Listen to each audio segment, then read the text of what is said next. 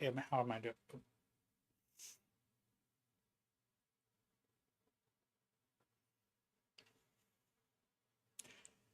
Hey, hi everyone. Welcome to a live broadcast where I get an opportunity to hear some of your questions and maybe answer some of them for you. My name is Jerry Wise, and I've been a life and relationship coach and a people helper for many years now, probably close to 45. And uh, the topic that I presented today for this live is, healing from self-absorbed parents. And that's a very important topic. I think there are a lot of folks who struggle with that. There were certainly struggles for me in that personally. And we also talk a lot about narcissistic parents and um, who are, again, self absorbed, because if you have narcissistic traits, you're going to be self absorbed. I know there have been a couple questions people have already presented. I hope I can answer some of those for you. Some were talking about what about self absorbed siblings, and certainly when we run into those problems where others around us are self absorbed, I mean, you can have self absorbed coworkers, self absorbed bosses. I've had some of those. Um, and just dealing with those who are self absorbed. And it has been something that has been on my recovery track for some time. And as a recovering codependent, the that's certainly always been an issue. And dealing with other people who are focused on themselves. When we are raised by self absorbed parents, or a self absorbed parent, or a narcissistic parent, we then experience the effects of reverse parenting within ourselves. And this reverse parenting is produces a combination of codependency and parentification. Because if a parent is self absorbed, then that reverse parenting uh, shifts into us where we become the parents. We become the parents for them. We become the parents for everyone as we grow in life and get older. And that becomes a trait and a pattern that we have throughout our adult life. And that can be very difficult. And I think that reverse parenting, if you have a parent who's not parenting, then where is the parenting or the caring or the nurturing or all those things? Where are they going to go? Well, they go into the child, and then the child becomes the nurturer. The child becomes the caregiver. The child takes on all those things that a parent should be doing if they have a self absorbed parent. And so we call that reverse parenting. And that's very damaging. It's traumatic. It really changes our lives because it changes how we are as kids. In other words, we have to grow up real fast. We have to grow up to take care of these self absorbed parents. Be aware of our self absorbed parents, maneuver around our self absorbed parents, deal with the emotional process involved of having self absorbed parents. That reverse parenting then involves, which should sound familiar to you, constantly monitoring others and try to discern what they are feeling. Isn't that what parents are supposed to do for us as kids? To kind of monitor us and see how we're doing and kind of monitor our lives and teach us, train us, love us, and also become aware of us. Secondly, become upset when others are in distress. Parents should become upset. Parents should become upset when their child is in distress. Instead of that happening when we grew up in a self absorbed family, Rather than that happening, we then become upset when someone is distressed. Parent, father, mother, siblings, and we end up being distressed. Feel that you must have others liking and approval most all of the time. And again, if parents are wanting to be nurturing, caring parents for their children in a healthy family, in a self-absorbed family, then it becomes they're self-absorbed, self-focused, and then we're always looking for that being liked and approved, which should be already, quote, our birthright as a kid to a parent, that we are loved and approved and liked by a parent if we're children. We take on the responsibilities of others' welfare and our emotional well being, even if they're independent adults who can care for themselves. And again, where did we learn that? Parents should be in charge of the welfare, emotional well being of children. If that doesn't happen because of the self absorption or narcissism, then what we do is we internalize that, and now we're worried about everybody's welfare, everybody's emotional well being, siblings, parents, friends, and mostly of people, and probably if not 99% of people, who are independent and can care for themselves.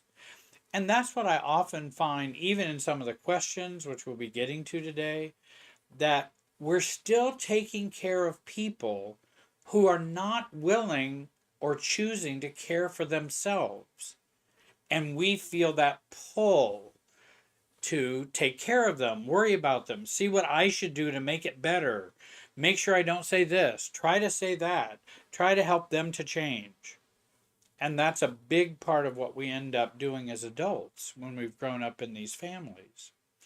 We also remain on alert for signs that others are in distress or uncomfortable. That's a parent role. But if parents aren't doing that because they're only worried about their well-being and not us as and our being children, then we internalize it and we start having reverse parenting, and now we're taking care to make sure nobody's in distress. Younger siblings, older siblings, parents, we want to make sure they're all comfortable and not distressed. We also tend to stay on edge, churned up, or even upset, and can't let go of some of these feelings. And then we just live in an upset state. And I find that true with adult children of narcissists, people who've grown up with self-absorbed parents. They just live in an upset state. If it's not this, it's that. If it's not that, it's this. And it's fairly chronic. And it can make us feel pretty miserable because we just never have peace. We just never feel relaxed or calm, or we always must be on the upset side of life. We feel fearful of any signals that there is conflict present anywhere. If we feel there's conflict happening, even when we're not involved, we are on the alert about conflict happening. You ever been at work and two coworkers or a boss and a coworker are in conflict? Does it raise your anxiety? Does it upset you when other people are in conflict? And certainly we don't want to be in conflict because that really does upset us even more. We also then can only feel happy or positive when those around us are feeling the same way. We then move into mirroring the relationship with other people. If they're happy, I'm happy. If they're unhappy, I'm unhappy. We can never be happy and then be unhappy. That just doesn't work. Especially for the codependent That's very common. You must mirror those around you. And then we find ourselves attracted to people who are not very happy, not very positive. And then we kick in our reverse parenting and want them to feel better. And why do we want them to feel better? So I can feel better. And so we'll try to save, fix, rescue. We'll do all of those things to try to make ourselves feel better. And then we stay in those emotional dynamics and patterns that we learned growing up. let me let me start with a question.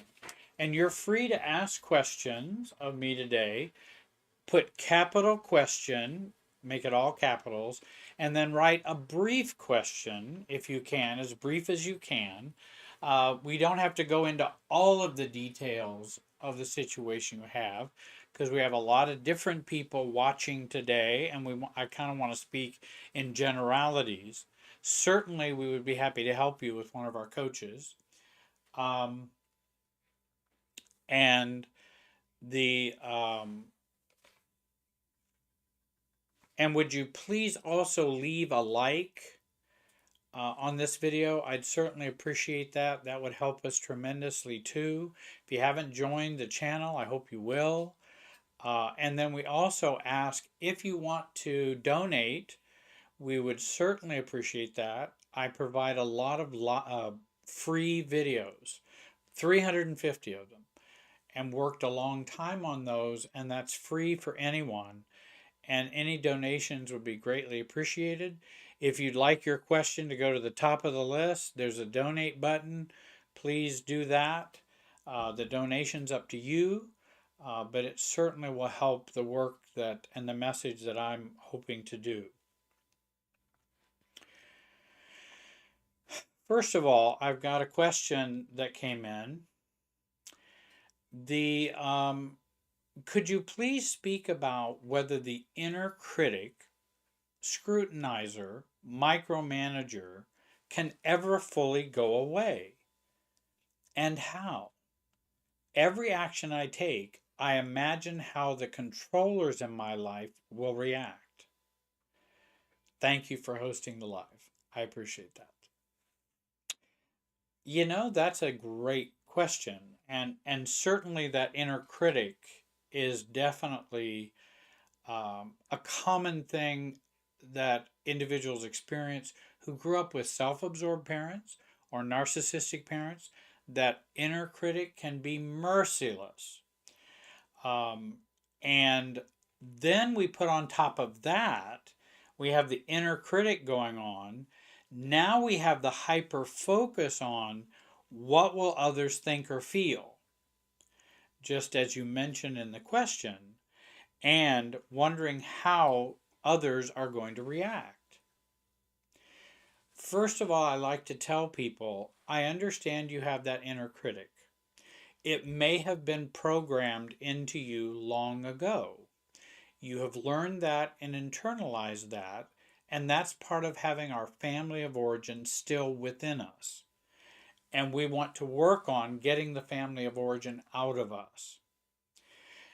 So, the inner critic has been programmed in there.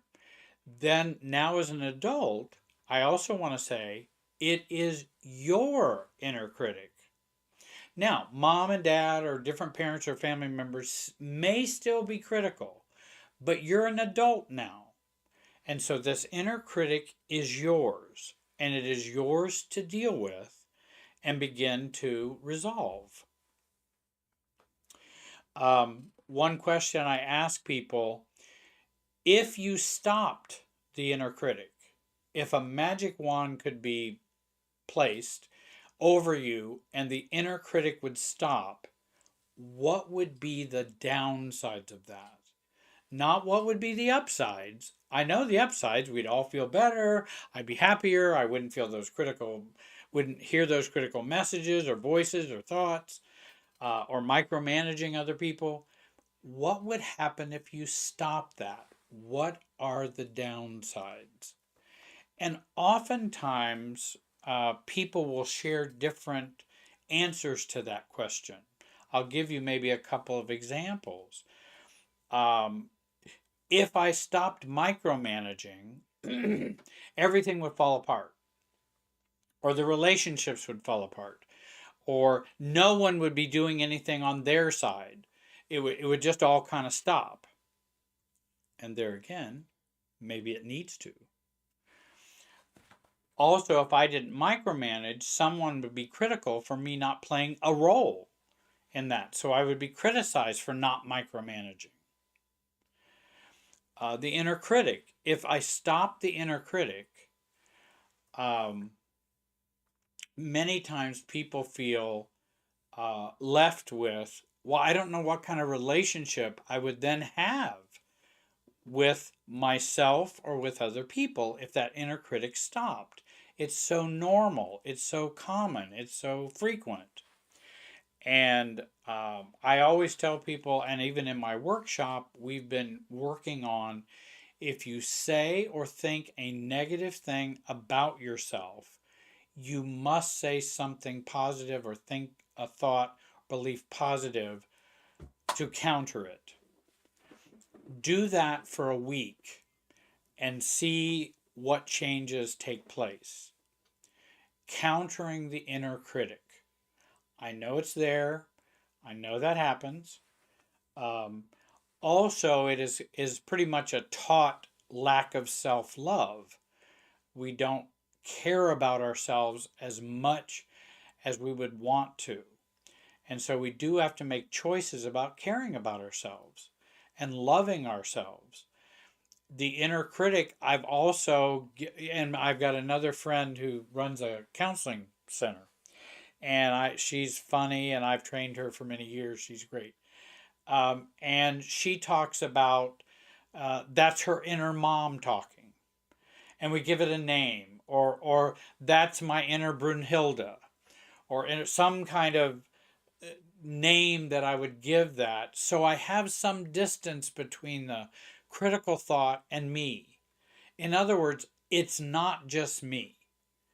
It's something that's going on that's been patterned in there for a long time. And that if I give it that, oh, well, that just sounds like my mom talking, it takes some of the sting away. Because, oh, well, that's memories past, the ghost of mom that's still coming out in that. And I don't have to believe it as much. It's a ghost from the past. I do have some videos where I do discuss the inner critic. You might want to take a look at those for adult children of narcissists. Thank you for the question. I appreciate it. Let me take one more. One person asked, and I think this is common for a lot of people. It's a little longer question, but I think it's a common one that a lot of people experience. I'm the one who hosts, plans the parties, holidays for my family of origin. A lot of them don't respond at all. If they do respond, it's right before the event or the holiday, making it very inconvenient.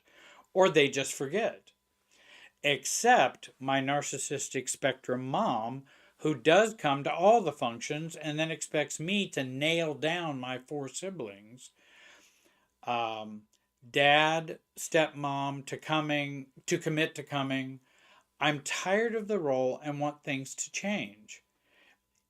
Is it overfunctioning of me to ask them multiple times if they're planning on coming to holidays and parties? I will say definitively, yes. I have realized that perhaps I am causing them anxiety and don't want that. How do I stop being the doer fixer of the family and my divorced parents? I've had this role my whole life and my siblings, and I want to take a step down, letting them take a step up. Thank you, Jerry. Great question. Common question. A lot of people have that struggle. And I think that yes, you are over functioning.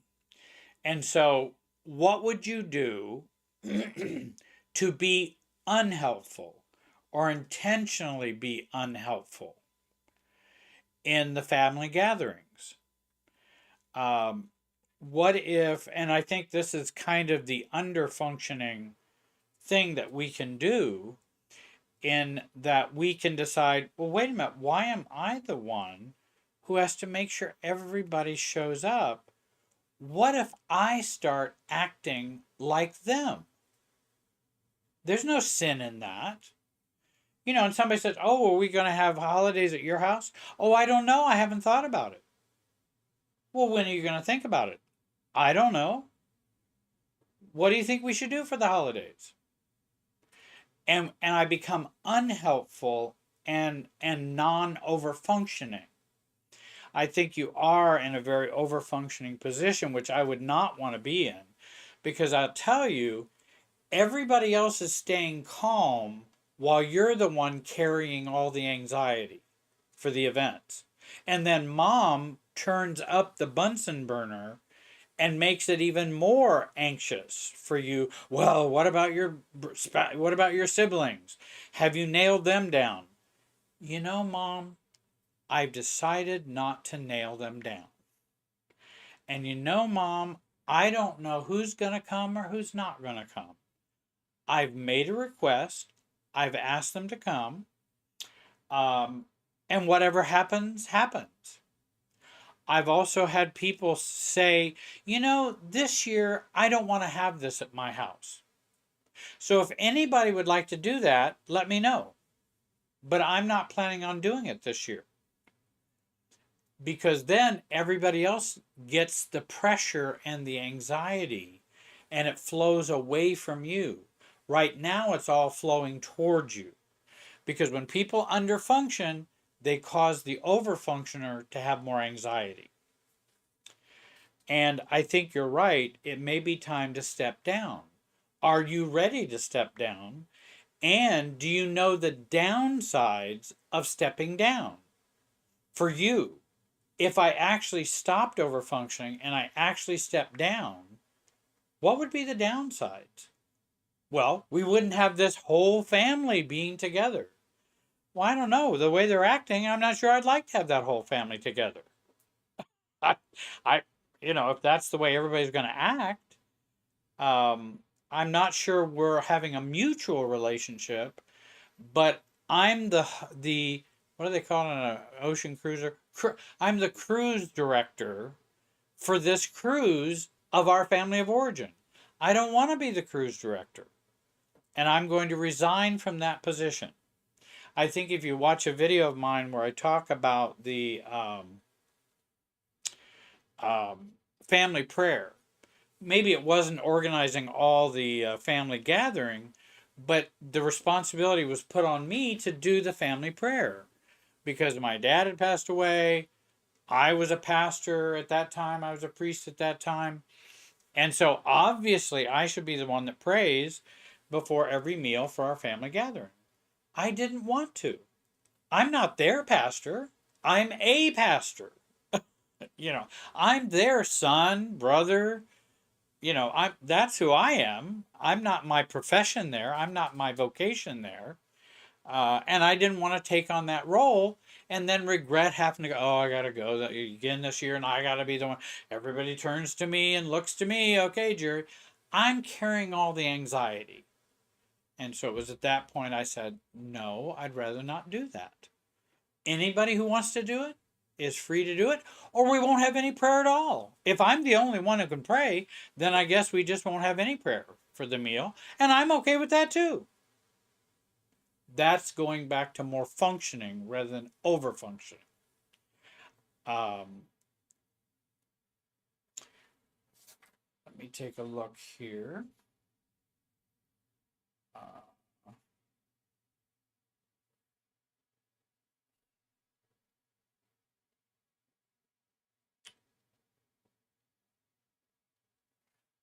What are some good tips for a spouse of someone who grew up in this kind of environment, the kind of self-absorbed environment? Well, one of the things I would be, sharing is that I would want to work on my own self-differentiation. There's a great book called It Takes One to Tango. And that's about if you've got a spouse who has some trouble with his family or who's not dealing with their issues or whatever, then this is a book about how do I do me? And I think that's what you want to do is the spouse needs to do them. And and I think that's very important that we do us. If we have a spouse who's still caught in some kind of a conflict with his family or his parents, I want to work to stay out of that conflict. It's not always easy because we're a partner, we're a spouse to this person, but I want to emotionally stay out of that and certainly don't want to get triangulated into it. So I would stay out of the triangles, and I would also suggest talking to the spouse about what effect does his effects have on you that you might want to share with him or her. For example, if there is um, let's say that spouse who had trouble growing up and he cannot separate from his parents. Okay, let me tell you what I feel and what my feelings are about the effect of that. And I understand this is your struggle, but I also want to begin to sort out what I want to do in regard to this relationship. Um, and that certainly there are books that they can read. And I'm going to make a suggestion of a couple of books. I might as well make them right now.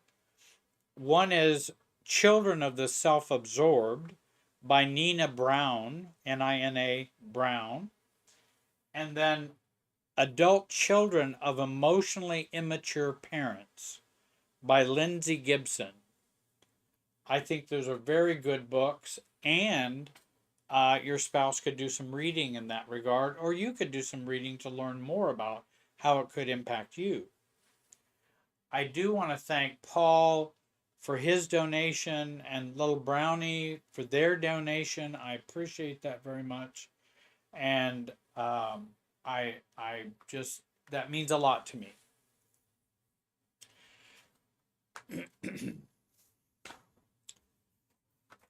Let me go to another question.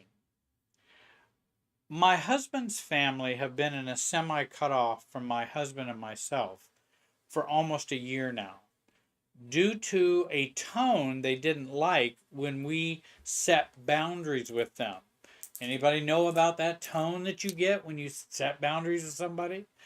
They don't like it, they'll let you know, either by a facial thing, by what they say, about how silly you are, about why are you being so difficult, why are you being so sensitive, why are you making this harder, why don't you just go along and get along?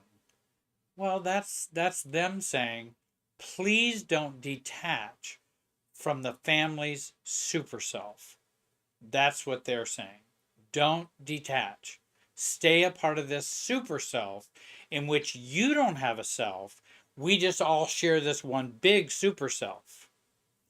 Well, I don't want to just keep sharing in that super self. So they took a tone when you set the boundaries. We've written cards, texts, asking to talk. They will simply ignore us. We have done this dance with them for a decade. They cut off, attack us with flying monkeys, withdraw of gifts and all contact. Then months or a year later, they start sending gifts to our kids again, cards to us, and send us random photos of their multiple outings or trips or whatever. We want things to be different for our kids' sake. They are getting older, and we want to break this generational cycle. As a Christian, the Bible tells us to resolve conflict. What are some ways to stay connected with them, honoring them, while not getting sucked into the super self? Or is this behavior something we are meant to rebuke biblically? Thank you. I'm sure there's lots of people who have experienced that before. What do we do when we start to assert some boundaries and then self-absorbed parents cut off? They don't want to listen to you. They don't want to talk to you about it. They act as though nothing has even happened. And then they come back into your life again. It's almost like that narcissistic love bombing and then discarding. Love bombing and then discarding, which I don't like that roller coaster. And it sounds like you're still on that roller coaster. So I like to think of myself as stepping off the roller coaster. Um, I'm going to continue to assert my boundaries or what I want. And I'm also not going to get overly excited about them reconnecting with me, with gifts and all those kinds of things and photos. And, because then it kind of builds up my hope again. Hey, maybe this will work. Hey, maybe they're feeling better. Maybe they'll accept us more. No, it's just the cycle that they're going through. Um, Now, we want things to be different for our kids' sake.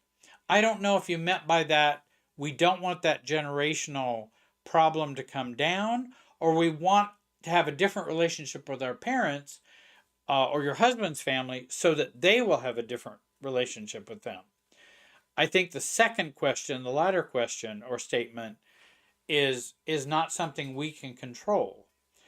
I can't make in-laws behave so that they will treat us well and we'll have good contact for our kids so they can see their grandparents and all of that.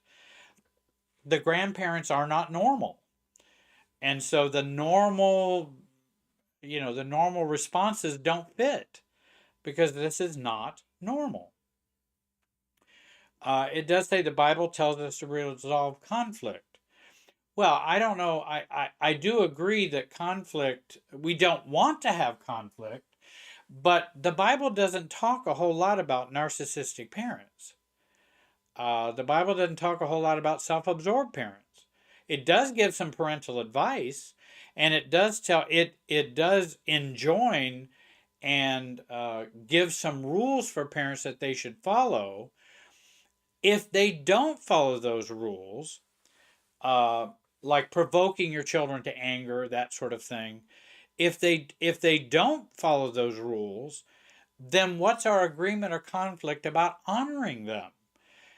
Does the Bible say honor your parents? And I know the Ten Commandments talk about that. I realize that, but I think there are different interpretations for that as well, because there was a whole different type of society set up.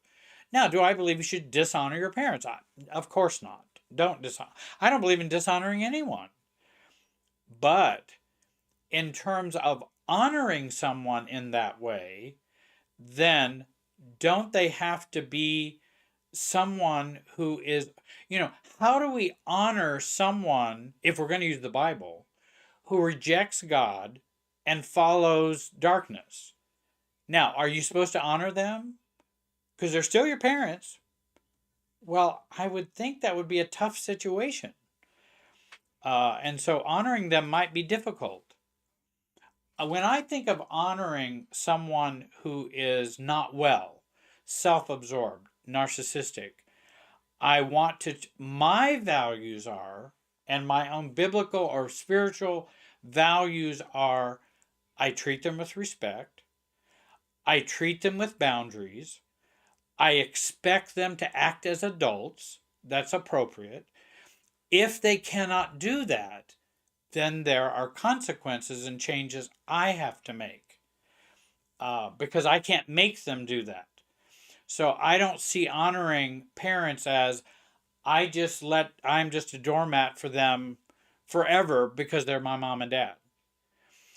Also, I don't subscribe to the owing of parents. In other words, once I become an adult, I don't owe my parents anything. They don't owe me anything. The only thing they owed me by having me was to raise me, feed me, nurture me, take care of me. I mean, that was a part of having children. The law even says you have to do that. And that a good parent will do even more than that: nurturing, loving, training, teaching, supporting. But that's not something we owe them for. That's something they chose to do by having us as children. And so it's not that I have to pay them back for that. My son doesn't owe me anything. He doesn't even owe me a relationship.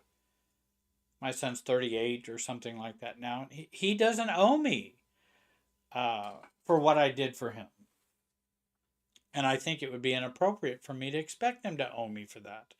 Now, if he was an adult and we had a contract about something, then of course he might owe me. Okay, but not for his being raised and taken care of. I think staying connected, again, I like to think of, when I think of cutting off or distancing myself from parents or someone like that, or your husband's family, or what I think about is, I want to be so self differentiated that they decide what they want to do with me. And if what they want to do with me is cut off, then I give them that freedom and I accept them for doing that. But I'm just being myself, a healthy, let's say healthy Christian adult. I'm being that. And if they don't like that and can't accept that and won't stay in contact with me, then what can I do? I mean, that's them choosing not to stay in contact with me, not the other way around. They're making a choice, and I don't have control over their choices. They don't want to see me for a year, talk to me for a year, fine. But then when they start sending cards and gifts and all those kinds of things, then, I might go, I might make very little of it. You know, thank you. I might just say thank you. I might, and if you want less contact, you can. And you can say, it's very difficult to stay in contact with you. It seems as though if we say or do something that is upsetting to you, then we get a reactivity from you where we may not hear from you, and then you don't want to talk about it. Because of that pattern, this is what we're going to be doing. And then I'm being an adult and being respectful and even honoring them, I think. And then I would ask, I really think, Amanda, why would you work so hard to mend it when it's not yours to mend? It really isn't. You haven't done anything that it needs mending for. You've simply stated boundaries. They got all sour about it and went away. That you haven't done anything that you need to mend. It may be kind of broken, but that's because they're breaking it. And that's because they're having reactivity. I hope that's a help to you, Amanda. Let's see here.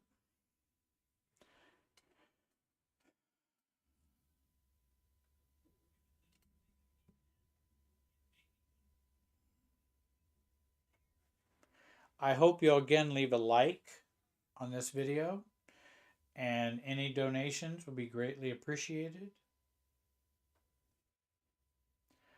I think this is an easy question. Is forgiveness the same as reconciliation? Or is reconciliation different from forgiveness? There's a great book by Harriet Lerner, who's also a family systems person, and she writes the book on forgiveness. It's a great book. I do see forgiveness as different than reconciliation. I can forgive the person who came in and robbed my mother and I at our house. Reconciliation is, I'm not really wanting to have a relationship with him anymore, but I can forgive him. But a reconciliation takes two, and I don't think he's able to do that because he has not changed. So I don't think that's going to happen.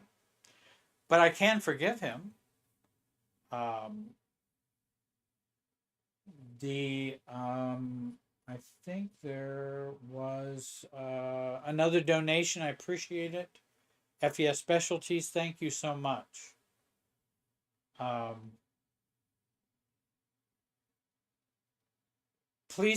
another question Kim has, please clarify the definition of self-absorbed parents and a few examples. I missed the first few minutes of the session. If you did already, thank you.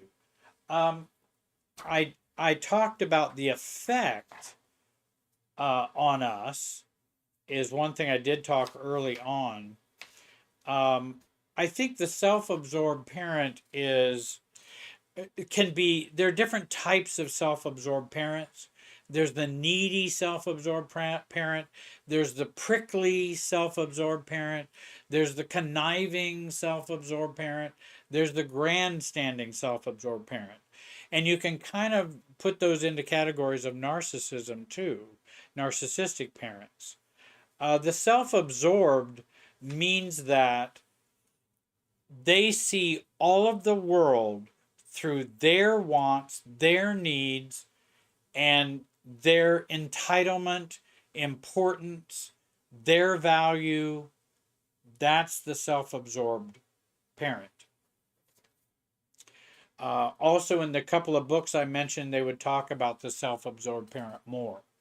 And you can go look up narcissistic parents and you'll get a list of traits for them online and in many books. And again, self-absorbed means I'm just worried about me. That's all I'm worried about. It's not a healthy self-focus.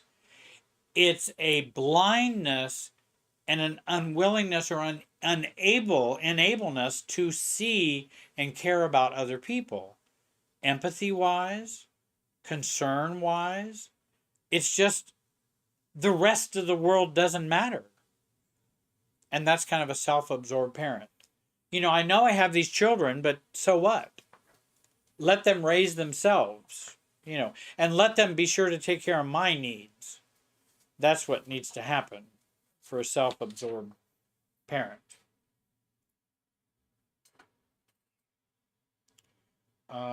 Amanda writes, is it common that children are likely triggers to family of origin systems, that is, self-absorbed, emotionally immature, etc.?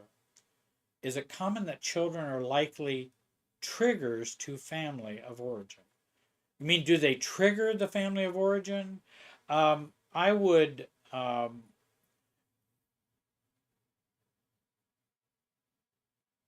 not sure exactly the nature of that question, and maybe you can rewrite it so I know. I mean, I can go at that a couple of different ways. Um, we are all triggers to the family of origin system. We all ping off of it, and we ping it, and it pings us. Everyone.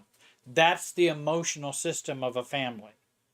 And the goal is to become less pinged, and the goal is to become more individuated from this clump of that family super self, that we become more individuated. I don't think we ever totally lose the umbilical cord completely, because I think that umbilical cord is as old as humanity itself and goes back generation after generation and generation. We are just too connected in that way. But I do believe the effects of that umbilical cord can be cut significantly by our own maturity, our own lack of lessened reactivity, greater calmness, and sense of self-awareness, self-definition, and self-regulation. If we can learn to do those things. But we have to learn some things to be able to do those things. And that's what I bring up in my videos all the time. And I'm working on an online program for folks as well, so that they can learn how to accomplish that. Thanks, Amanda. Let's see. Well, now I think I just. Oh, I just lost my page. Hold on. Sorry. My technological skills. I have 5 thumbs when it comes to phones. Uh,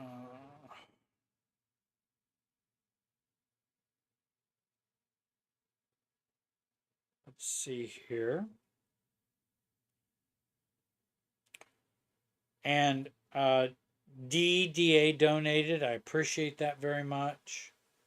Thank you. That helps me do these videos. It costs a lot to do these videos.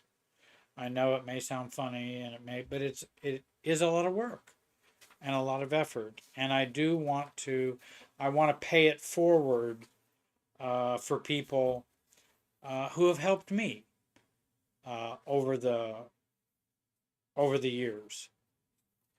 Now there was a that was there was a question.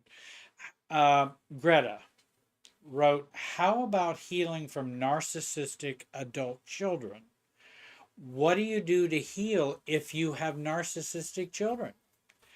Ooh, that's a big one too, and that does happen.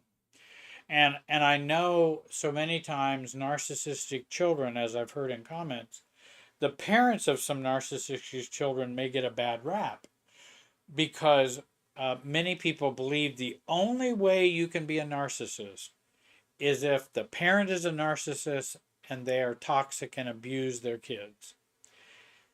That is not the science, and it doesn't mean that doesn't happen. I believe it does happen and happens commonly that way, but I just want to say there's more to it than that. It's more complicated than that. How we get personality disorders. So I just want to say let's be open minded, because I've met with a lot of parents who have had this kind of struggle, and at least and I they're not just pretending not to be narcissists, but some really do care about their children and always have, but their children have taken a very difficult direction and maybe have taken on a personality disorder.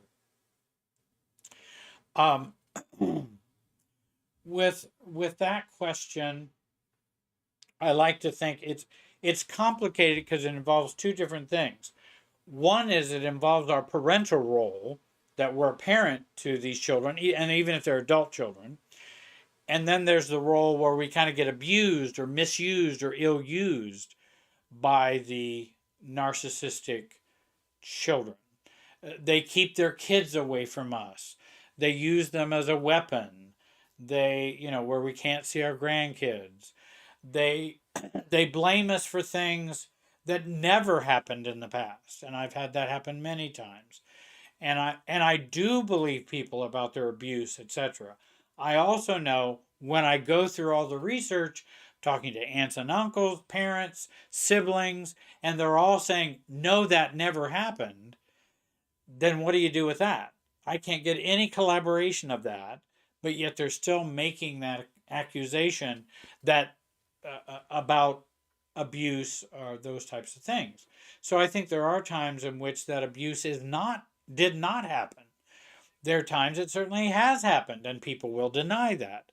But I think there's also, particularly with narcissistic children, they'll level some distortions about the past, because narcissism is about distortion. It distorts reality, and that's a primary characteristic of narcissism. So as I mentioned, there are 2 levels: the parental role, and then the role as we interact with them as adults. And I think the parental role, of course, we have to give up as parents. When my child becomes an adult, I want to give up that role as parent. I don't give up the role as being father, like with my adult son. I'll never not be his father. I'm biologically his father. That's not going to change. But I no longer want to be, nor do I want to function as a parent in that way. Um, and I want to become an adult who is his father, who loves him, but I'm an adult, no longer parenting. So I want to deal with the parental role and letting go of that. And then, secondly, I have to deal with them as an adult. If they are narcissistic, then I have all the narcissistic injury and trauma that comes from that. And I want to insulate myself from that. And again, you can ask for therapy or counseling or coaching and see if they would be open to that. Again, I've tried to work on that in many different ways. It's very difficult to do because the narcissist, if you don't see it their way, there is no other way to see it. Period. Well, that's hard to help someone grow or learn new things. Um, and I know that can be difficult. I do believe we can heal from that, uh, focusing on our own lives, letting our narcissistic children be who they are, and we limit our time with them. Grieve over the loss that I don't have a normal child. We have to grieve over that loss. It would be no different than if your child um, had lost a leg in a horrible accident, and they were a child. Well, now I don't have an adult child who has both legs. And we grieve over that, and there may be limitations to their life. And we do the grief work of that. We love them the same. I don't think anybody has to stop loving a narcissistic child, but loving them well, here's what I say about loving. When you have narcissism or self absorption involved, the normal rules about loving don't work. You have to use other rules about loving. And that may mean being open, honest, setting boundaries, not tolerating uh, uh, inappropriate behavior, limiting your contact if you have to. Because in some ways, I know this may sound like a reversal of what I just said, I am parenting them by me being a healthy adult as an adult. So it does impact them. How it's going to impact them is up to them. But I want to interact with them in a way that takes into consideration their narcissism and not pretend it's not there. And again, those can be hard decisions, and I know they are. I've sat with too many people who've had to struggle with that. Um, and but just like any narcissist, any alcoholic or addict, you want to they may have to hit bottom before they make any changes. And narcissists, um, you know, um,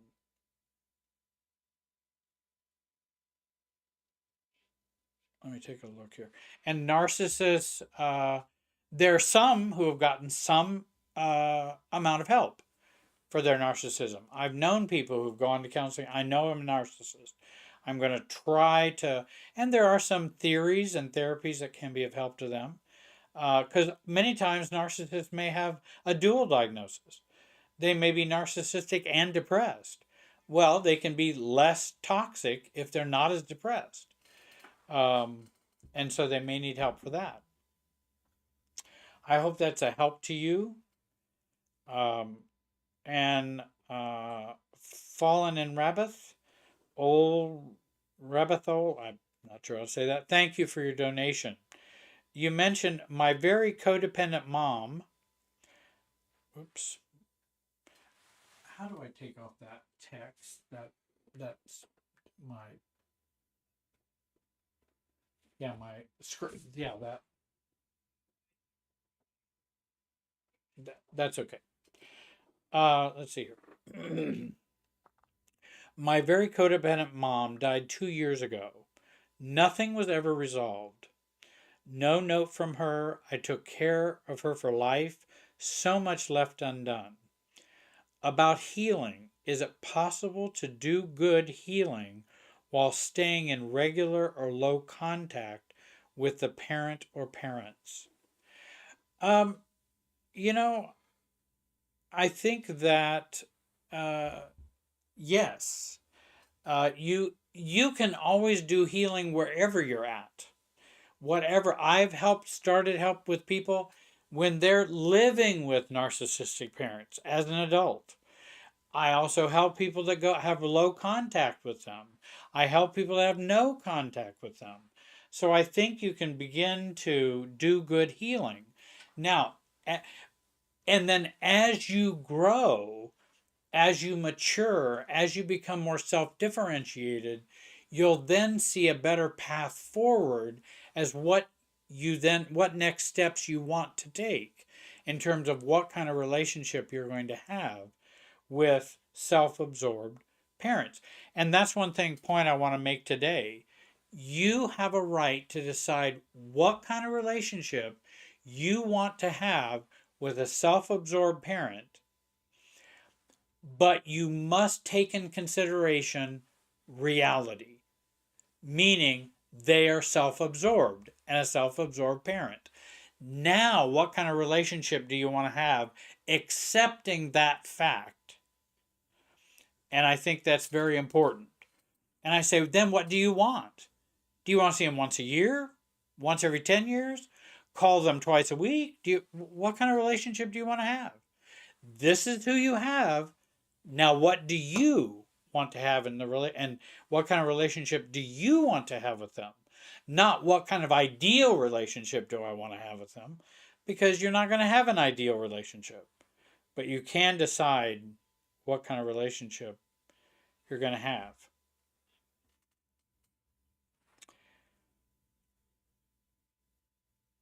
Let me take a look here. There are some things I want to share with you. I appreciate all of your questions, and I'm going to keep your questions because I can use those in other lives that we're going to be having. And I so appreciate you joining me today. I want to give you how we heal the hurt and maybe give you just a quick overview of that. And thank you for the donations. They mean a lot. Please like this video. That helps with what's going on YouTube. We want to get the message out to folks as much as we can. So how do you heal the hurt? We begin by awakening our true self. And that's a beginning. Can we have a true self? Can we what do we really want? What do we really feel? What do we really think? And asking ourselves these questions. And are we going to really love ourselves and begin to care about having a true self? We want to wake up from an outdated role self, meaning just playing the role of being the child of this parent or a child of a narcissistic parent. I don't want to be a child of a narcissistic parent. I want to be Jerry. And that's what I want to grow from. Now, it never changes the fact that I have a narcissistic parent, but I don't want to play that role with them because all the expectations go along with that role. And of course, that role is also a part of the super self, excuse me, the super self that I continue to connect with. And roles connect with the super self. Waking up to what you really feel, waking up to your anger, waking up to better self care, waking up through relationship breakdowns. If a relationship breaks down, what is that telling you? Just like the couple of questions we had, when you set your boundaries and it breaks down because you just said, hey, this is what we'd like to do, and then they go run off and are critical, send flying monkeys. Wait a minute, that's my hitting bottom. What am I going to do about this? I need to wake up. This relationship breakdown ground is teaching me something and telling me something. Waking up from idealizing others waking up to a new set of values, waking up to your strengths, waking up and getting free from the childhood trauma and childhood issues. And that means we have to go get help to work on them. You can work with me. I have other associates you can work with who I've trained, and they're great people and very kind, loving, and effective. Um, Also, read the two books, Children of the Self-Absorbed by Nina Brown, Adult Children of Emotionally Immature Parents. Again, I want to thank you. You're going to see me again soon. We're going to do another live. Stay tuned. Send in your questions. Be great when you see a live. Send in your questions earlier, say on YouTube. Sorry I couldn't get to all the questions, but I hoped I got to some. I again thank you so much for watching. I hope you have a great day and be wise.